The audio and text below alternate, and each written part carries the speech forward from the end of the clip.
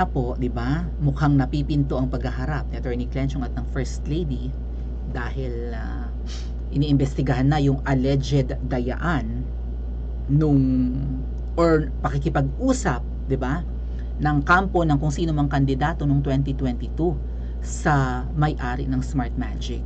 Ano kaya ang magiging defense ng mga ensaymada vloggers sa kung sakaling si Attorney Glenchong ay meron silang mga sinasabi like sinabi nila ay hindi lang yan nabigyan ng pwesto kaya galit na galit, parang ganun, di ba? Oh, paano bibigyan ng pwesto hindi naman nag-apply si Attorney Glenchong? Mga vloggers puro ganun, yung mga BBM vloggers puro ganun yung kanilang palusot, ang babaw. Yung ensaymada puro mabababaw, mga dugyot pa, di ba? Hindi lang daw nabigyan ng pwesto. Same with Miss Marlica, same with Attorney Vic Rodriguez, same with Attorney Trixie, lahat ng mga bumabatikos, sasabihin hindi lang daw nabigyan ng pwesto. May warning nga pala si Sas sa mga vloggers ngayon. At ewan kung makikinig sila, and may isa pang vlogger na hindi pa rin tinatantanan at parang lumilinaw na ang ganap. Eto mga ate at kuya po si Sas kanina.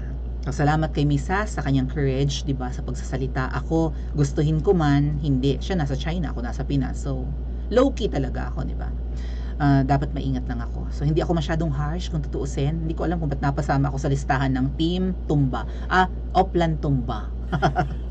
Pero si Sas siya kasi Miss Maharlika, number 1 sa listahan. Oy, Kuya Roy, nandito ka, oh. What happened to Maharlika Boljakera and Bagong Lipunan 3.0? Oy, paki-follow si Kuya Roy, kakaunti pang followers. Ito yung bago niyang page. Should be a cautionary tale to the basahang vloggers ni Marcos, di ba? Ang tawag nisa sa mga vloggers and bloggers ni Kuting ay basahan. BBM nga, basahang vloggers ni Marcos. Tawag ko lang sa mga malaki niyang vloggers ensaymada vloggers. Di ba? Proud na proud pa nga sila. Bakit yung hinahamak sabi nung isang ensaymada vlogger, bakit yung sabi ko kay Rocky, bakit yung hinahamak ang ensaymada ay napakasarap na pagkaing Pinoy niyan. Yes, proud kaming sabihin ensaymada vloggers kami. Bakit hindi namin kinakahiya? Masarap kaming tinapay, may mantikilya, may asukal. Oo nga, nakaka-diabetes kayo and cholesterol pang malala. Kaya hindi ako, minsan lang ako kumain ng ensaymada, no? Hindi ko feel yung texture. Unless it's special ensaymada, may mga pa-cheese ganap pang ganyan. Tsaka yung very fluffy. These two vloggers, si Bagong Lipunan daw at si Miss Maharlika, have been there for BBM of taking the bullet in defending the Marcos name, correct? Lalo na nung panahon ng kampanyahan. Since the time of Pinoy pa nga, correct? Diba? And yet, were easily thrown out. Inichapwera, tinapon, sinipa. You are not that indispensable to the BBM admin, mga ensaymada. Kung si Miss Maharlika nga, sinipa. Kung si Bagong Lipunan, ganun din. Si Attorney Vic, Attorney Trixie, si Attorney Glenchong, pinagsisisipa. Kayo pa kaya ng mga dugyot vloggers? Hindi daw kayo indispensable, bukod nga lang kung kayo ay si Taning. I beg to differ nga lang, Mrs. Correct ka? Si Taning lang talaga ang hindi masipa-sipa, pero nagawa ng paraan. Pero syempre, malaki atang halaga ang kapalit, no? Ng pananahimik ni Taning. Taning, can you confirm na nagpapaaral sa'yo ay yung mag-asawa? Can you confirm? Yun ang sabi ni Miss Pebbles, yung mag-asawa nagpapaaral sa iyo. And doon sabi sa akin ng Puting Ahas topic natin kahapon, kung hindi niyo napanood, panoorin niyo na lang yung mga maigsing videos natin and even yung live kahapon. Ano ang sabi ng Puting Ahas? Pinatahimik talaga si Taning kasi the more na nagpo-post siya about BBM admin, lalong nasisira ang image ni BBM. Taning, may dala kang toxicity. May dala kang toxicity sa BBM admin. Huwag ka na lang daw mag-post. Kahilig mo kasi mag-share ng screenshot ng convo nyo ni Charis Binabrag mo na. One time nag-post din si Taning na diba, na sakay siya sa private jet with Ahas. Wow. So, kaninong pera ang ginastos doon sa pagsama-sama ni Taning kay Ahas sa private jet? So, hindi nga rin talaga nakakabuti. Pinatahimik na lang. Ano bang patahimik? Eh, baka wad of cash or something. Nagtatanong lang naman. Pero indispensable pa rin, hindi pa rin masipa-sipa ng tuluyan, di ba? Kasi siguro baka marami ng hawak na sikreto si Taning.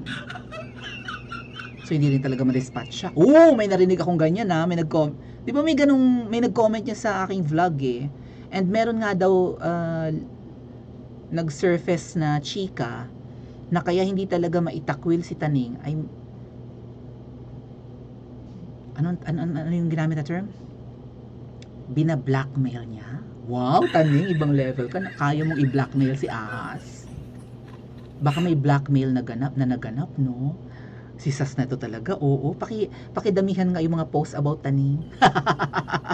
May iba pang post si Miss Sas, patungkol pa din sa mga Ensaymada vloggers or Ensaymada vlogger. Hindi plural eh. Paalala lang sa mga vlogger na umaaway kay Rowena Guanzon. Teka, sino yung umaaway kay Rowena Guanzon? Wala, i-comment nyo sa comment section. Bilis. Oy, mag-like din kayo dyan. Ang isa sa mga specialty niya ay vowsy. Ano ba yung vowsy? Nagkakamali ako dito eh. Mga nakaraang violence. Sabi ko violation. Pero kasi magkatunog eh. Violence against women and children. Pananakit sa kababaihan at sa mga anak or sa mga bata. Ito hindi lang po to physical abuse ha. Kasama dito ang verbal abuse. Or maybe violence talaga ang pagbubuhat ng kamay no, or something. Basta ganon. Basta pag sinaktan mo ang babae at bata, kaso yan. Expertise pala ni ni Attorney Rowena Guanzon, dating COMELEC Commissioner, nang nguminghiwi-ngiwi may iniinom na coke nung araw pang asar kay PBBM. Yap, siguraduhin na wala kayong na-vowsy sa buhay nyo or wala kayong napagbuhatan ng kamay na babae. Paalala lang sa mga vloggers, dapat S, no? Well, may mga na, so plural na rin. Pero, siguro, di ba generally, yung mga bumabatikos ngayon kay Weng Guanzon, siguro doon yung wala kayong nasaktang babae. Hirap na hirap akong hulaan kung sino yung binablind item ni Sas ng mga nakaraan na may sinaktan ng ex, may sinaktang asawa. Ano ba yun? Right? Tropa pa daw ni Sas or kakilala ni Sas yung kaibigan ni Sas yung kakilala nung nasaktang yun. Yung mga kumontak sa kanya, mga common friends nila nung vlogger. Okay, silip tayo sa Facebook page ni Attorney Rowena Guanzon or ni Bing daw palayaw eh, pero parang ang Rowena kasi Weng yan, di ba, no Weng? Anyway, si Ma'am Rowena Guanzon, ayan. So, supporter ni BFF Lenlen ko nung nakaraang election, ngumiwi sa stage. Kaya galit na galit tayo noon. Ngayon parang naaaliw na tayo tingnan natin yung mga post niya. Kung si Michelle D ang lalait, ako pa ang yuyuko. Akong lalaitin siya ni Michelle D. Alam niyo, to be fair with Michelle D, she gave her best. Hangang-hanga ako sa kanyang gown at sa tindig niya nung finals. Hindi ko feel yung kanyang costume, pero very very regal si Michelle D nun eh. Hindi lang ako nakapag-vlog. Medyo malaking controversy yung alleged dayaan din. Sabi ko sa inyo, common ang dayaan mga ate at kuya. Tumigil ako ng pageant 2016 pag upo ni Tatay Digong. At yun din yung time na nag-enroll ako in college. At nag-quit ako sa pageant. Kung tutuusin, dapat ako sumali ng pageant nung pandagdag baon ko sa school. Nag-quit ako dahil rampant yung dayaan sa pageant. So, sa pageant lang ba or sa election din ang dayaan? Kung may automated dayaan sa pageant, how much more sa election? Excel lang yan mga ate at kuya. Microsoft Excel. Isang drag mo ganun, labas ang resulta. Ngayon, kung hindi ka satisfied, dagdagan mo lang ng 0, ang laki na ng nabago sa score, diba? Or something. Anyway, tingnan natin yung parinig ni Attorney Rowena Guanzon. Pero kung ganyang parang nakurakot na daan ang mukha na baku-bako, nakakainsulto naman kung lalaitin. Kung ang manlalait daw kay, kasi Ma'am Rowena Guanzon, meron siyang picture na nagpapa-facial, tapos parang green yung parang mud pack, tapos mukha siya doong cadaver, mukhang bangkay. So nilalait siya ng isang vlogger, di ba? O, kung si Michelle di daw lalait sa kanya, okay lang, yuyuko pa, di ba? Pero kung ang lalait daw sa kanya, baku-bako ang mukha, parang kilala ko yung baku-bako ang mukha. Hindi lang yung baku-bako, Attorney Rowena Guanzon.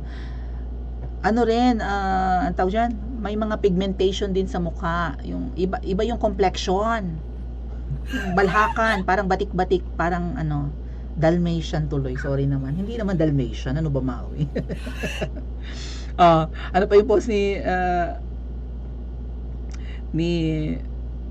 Miss Rowena Gonzo? Yung pangit ka na, okay.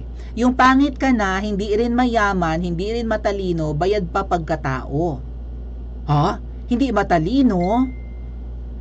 Well, baka sa standards ni Miss Rowena Guanzon, hindi talaga matalino yung pinaparinggan niyang ensaymada vlogger na bayad ang pagkatao. Ha? Patay gutom, tapos nang bubugbog ka pa ng asawa, ayan na. Kompletos rekado, wow. Sino ang tinutukoy na ng bubugbog ng asawa? Kung yung vlogger na nasa isip ko na batik-batik ang balat, tapos nakagat ng kung anumang hayop, kasi minsan na nababanggit ko nakagat ng ahas, nagkakamali ako eh. Ibang hayop pa lang kumagat doon. 'Di ba? Ay siya rin pa lang ng bubugbog ng asawa, aroy, parang gusto kong silipin yung Facebook page niya ngayon. Sandali. Tingin pa tayo. Mukha ka nang bayag, aray, nang bubugbog ka pa ng asawa. Kutis baya? Bayaran pa ang pagkatao. Gigil na gigil. Ato pa, may shinare pa si Attorney Rowena. Naku, sa dinami-dami pang wawafusin nila kay Rowena Guanzon yung academic background pa niya. Wawafusin? Kumbaga yung babanatan. Solid academic record yan, pinaghirapan ni Rowena, girl, walang nilakad lang. Pwede mo nyo siyang sabihin malakas uminom, dahil malakas ka naman talagang uminom, Rowena, girl. Pero academic background, huwag yan at may maipakikitang proof yan. Ganon? So, gusto nyo sabihin na hindi totoong abogada si Miss Rowena Guanzon? Hinihintay ko na lang magreklamo yung asawa, pro bono na sa akin. OMG, lagot-lagot. Ibig sabihin, handang tumayong abogado si Attorney Rowena Guanzon sa magrereklamong asawa. Shinare din pala niya yung post ni Miss Sas. Yun yung binasa natin kanina. Handa siya maging abogado nun, pro bono, libre. Aragoy. So, sino itong tinutukoy na vlogger ni Miss Sas at ni Miss Rowena Guanzon? Dahil ito ay isa sa mga ensaymada vloggers. Parang topic ko yan nung parang may nabanggit yung puting ahas na paki-comment niya po sa comment section at mag-like and subscribe din po kayo. Ano ba?